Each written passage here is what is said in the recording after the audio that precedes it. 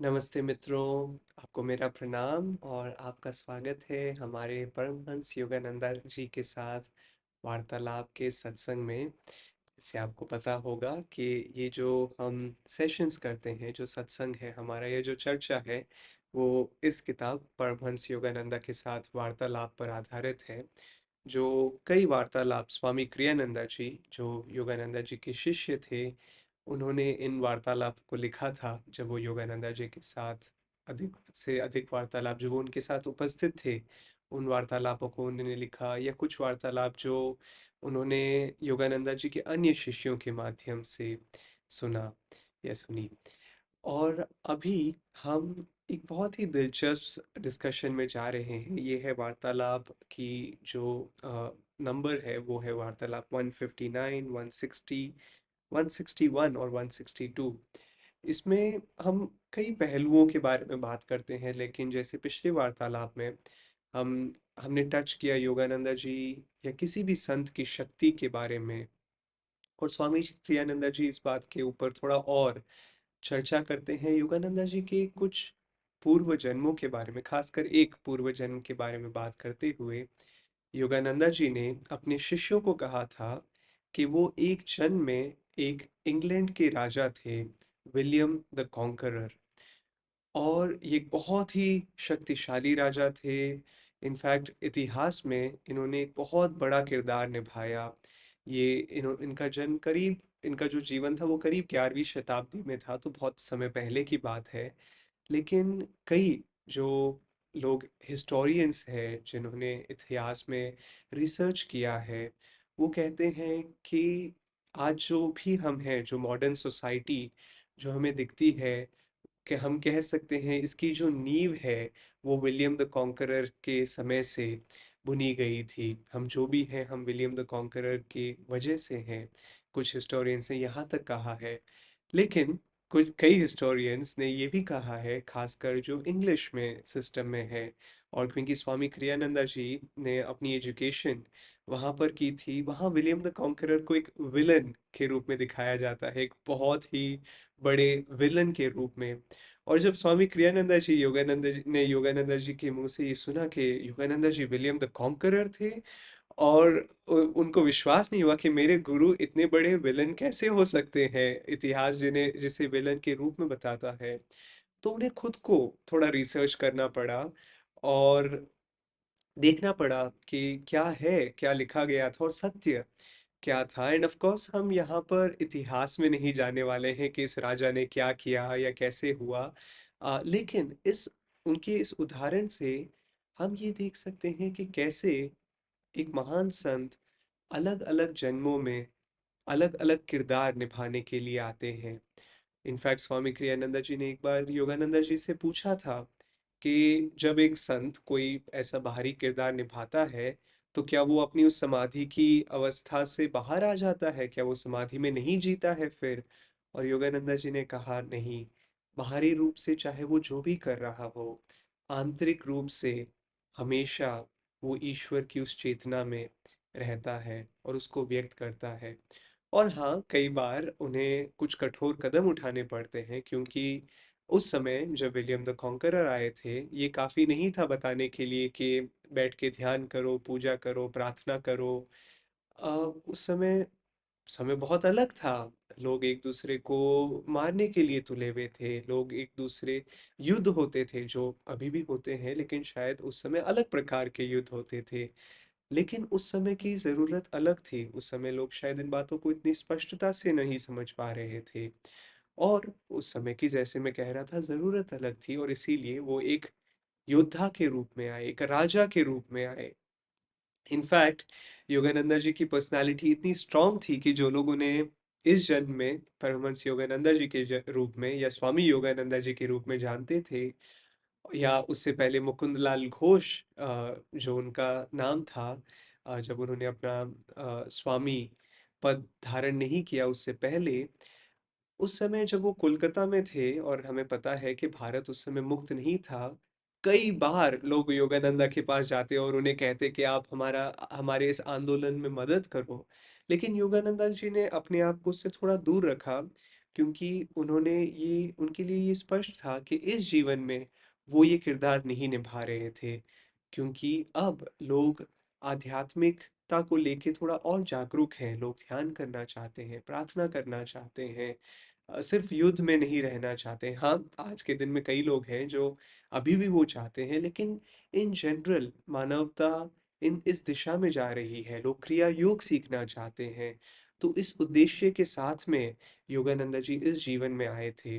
लेकिन स्वामी क्रियानंदा जी दिखाते हैं कि कैसे एक संत कई बार जो एक जिसे कई शिष्य संत के सिर्फ बाहरी सुंदर मधुर कैरेक्टर के पीछे जा सकते हैं, उनकी पर्सनालिटी के पीछे जा सकते हैं, वो भूल जाते हैं कि उस संत के पीछे ब्रह्मांडीय चेतना ईश्वर की शक्ति छिपी हुई है।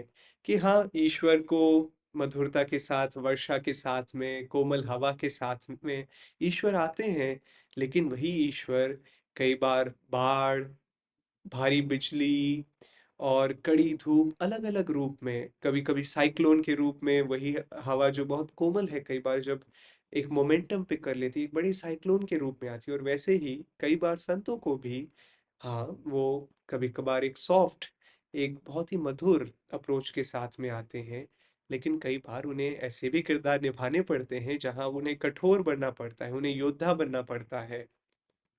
इतिहास के बारे में मित्रों बात करते हुए, एक बार किसी एक शिष्य ने फिर से विलियम द कॉन्करर के बारे में एक किताब पढ़ी, जहाँ पे विलियम द कॉन्करर बड़े ही निर्दयी थे, बड़े ही कठोर थे लोगों के साथ में। और इस शिष्य ने ये चकाचौंध हो गया, और इस शिष्य ने ये कहानी योगानंदा जी को पढ़ाई। और योगानंदा जी ने कहा, ओह, कैसे लोग इतिहास को समय के साथ में तोड़ मरोड़ देते हैं। इनफैक्ट एक और राजा थे, या योद्धा थे, जिनका नाम था नेपोलियन। और नेपोलियन ने कहा था कि history is a lie agreed upon, कि इतिहास वो झूठ है जिसको सब लोगों ने मान लिया है।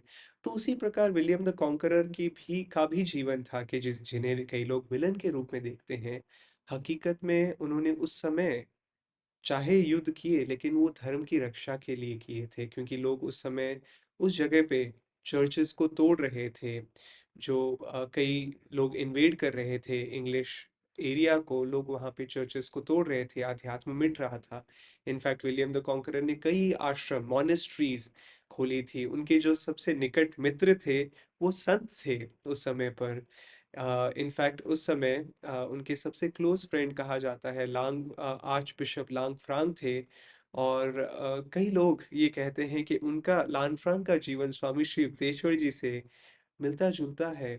योगानंदा जी के कुछ जीवन से जो कुछ किरदार थे वो उनके इस जीवन में भी आए थे, लेकिन वो बात जरूरी नहीं है मित्रों। सबसे जरूरी बात ये है कि हम यहाँ पे बात कर रहे हैं एक सिद्धांत के बारे में, जो है एक संत की शक्ति के बारे में। कई बार जो लोग जो जब हम योगानंदा जी की ऑटोबायोग्राफी ऑफ अ योगी पढ़ते हैं, तब हम देखते हैं कि वो कितनी भक्ति थी मुकुंदा में या योगानंदा में, कैसे वो अपने गुरु के प्रति थे। लेकिन जब हम योगानंदा जी की आवाज को सुनते हैं, जो कुछ रिकॉर्डिंग्स हैं, एक पूरी शक्ति आती है। वो उनकी प्रार्थना जब मैंने पहली बार सुनी थी, उनकी एक रिकॉर्डिंग, वो प्रार्थना करते हैं, I Paramahansa Yogananda, I am praying, pray with me, कि मैं परमहंस योगानंदा प्रार्थना कर रहा हूँ, मेरे साथ प्रार्थना करो। और मैं थोड़ा चकाचौंध रह गया, मैं आकर्षित हो गया कि जो किताब में मैंने जो बहुत एक मधुरता महसूस की, ऐसा नहीं था कि इस आवाज में मधुरता नहीं थी, लेकिन इस आवाज के पीछे एक दिव्य शक्ति भी स्थित थी। और ये बातें हमारे लिए कैसे लागू होती है, इससे हम क्या सीख सकते हैं? एंड ऑफ द डे, दिन के अंत में हम हमारे लिए क्या है? हाँ, योगानंदा जी के पीछे दिव्य शक्ति थी, हर संत के पीछे महान दिव्य शक्ति है।